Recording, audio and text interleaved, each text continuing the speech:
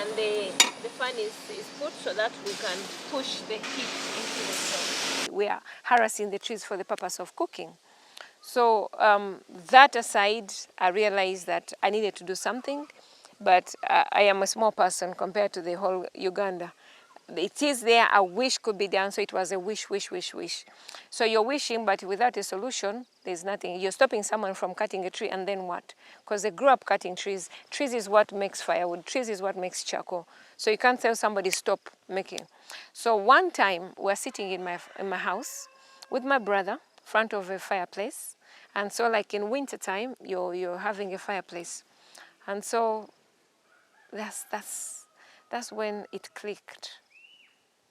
If this fireplace, a little fire chamber can heat up a 3-bedroom house, which is my house, and it becomes warm in winter, how much more do we need to cook food?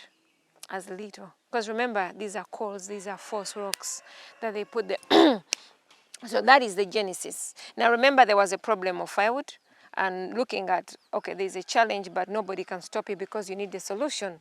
Now the solution comes in. This is as little as it looks like, in the size of about maybe 45 centimeter by 45 centimeters, a fireplace, which heats up a whole house. So you're saying, surely a saucepan is only 30 centimeter diameter, more or less, and maybe the next size up. Surely it can do this. So that's the genesis of my research.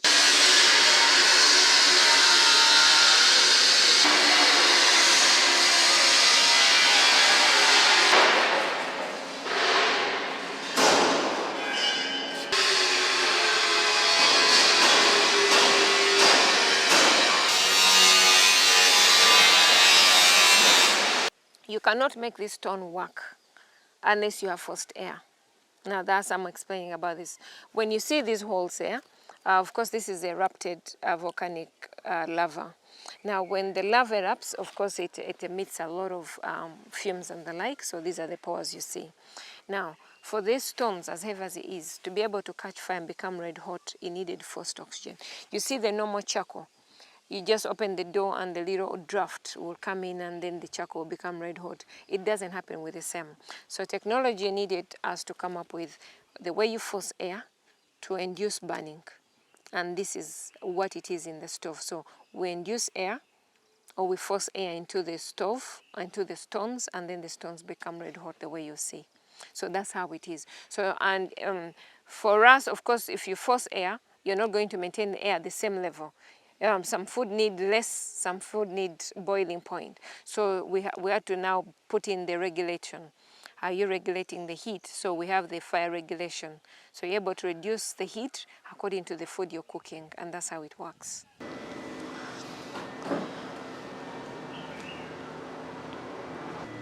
If you decrease, the less the heat. So if you want to cook in a short period of time, just increase.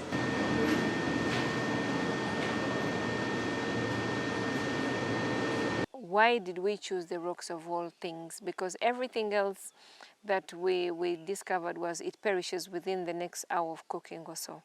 The rocks, this rock you see, the minimum it will last will be 6 to 8 months. It become as little as a button, that little, or a coin. So you keep using it, and as you heat it up, it keeps shrinking. So that reduces on, we pride in one thing, why Eco Stove? We say we provide an ultimate solution which is environmental friendly, which is economically viable, which is socially acceptable, which is, it's a technology in itself.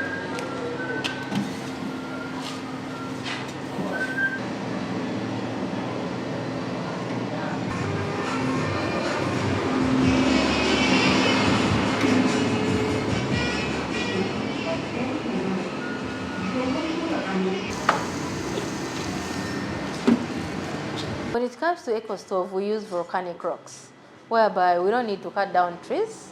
We're now saving our environment with Eco Stove. It is all about saving.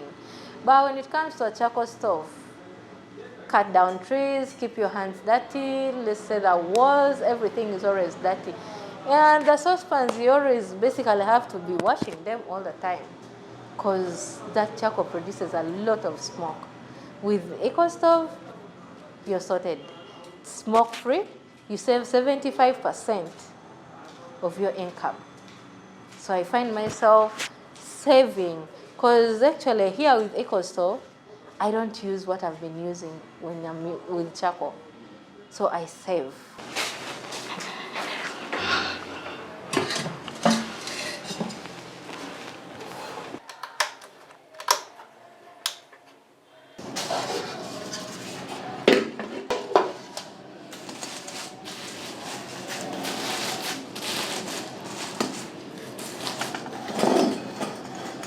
naye bitu eno noteekaho amanda gaawe just switchinga hari etandika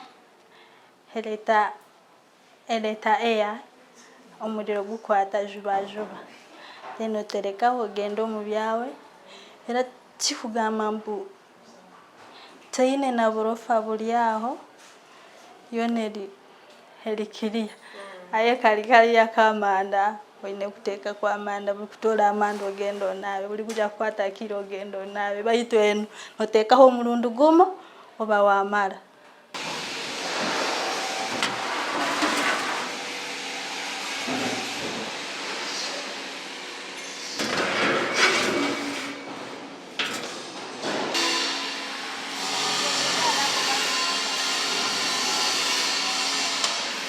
The target would be energy poor households. To me, that's what it is. And the holistic approach to the Eco Stove was to make sure that I put everything that is clean. Clean lighting, clean cooking, so that the kids who are reading, they are able to, this is why it's a stove which has a solar. The solar purpose is to run the fan, because the fan cannot run without energy. And then we wanted a solar system that is slightly bigger, that is going to now provide other benefits the solar does. So the primary purpose of the solar was to cook, to induce air to the stones, introduce air to the stove, to the stones. Now, then we realize now the same family we're providing the stove for need to be able to have the light for the kids who are going to school, so that they can do their homeworks, the family to have clean energy lights in their home. So that is what makes our Eco Stove different from any other cooking stove in the country or on the continent, because no stove has those benefits.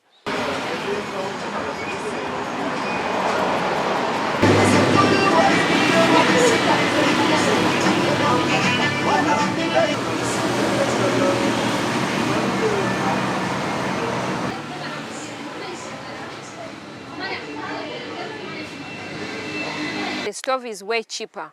The Eco Stove with the rocks for 2 years. The starting package is $350. That is about $100 for 2 years. Somebody is cooking for $100 for 2 years. That shows it's cheap. So we believe it's affordable. It's just that we want to sensitize more people so that people can know there is an option, there is an alternative to cooking as opposed to charcoal and firewood, which is more expensive. And definitely 1 to 3 million is our ultimate goal. 3 million households. If the numbers increase, we will increase with them. But we want to have a greater percentage of household cooking stoves in the country. And of course, East Africa as well. We're not aiming at only Uganda, because the problem that is in Uganda is in Kenya, is in Tanzania, is in Rwanda. So wherever we want to be able to impact on each household differently.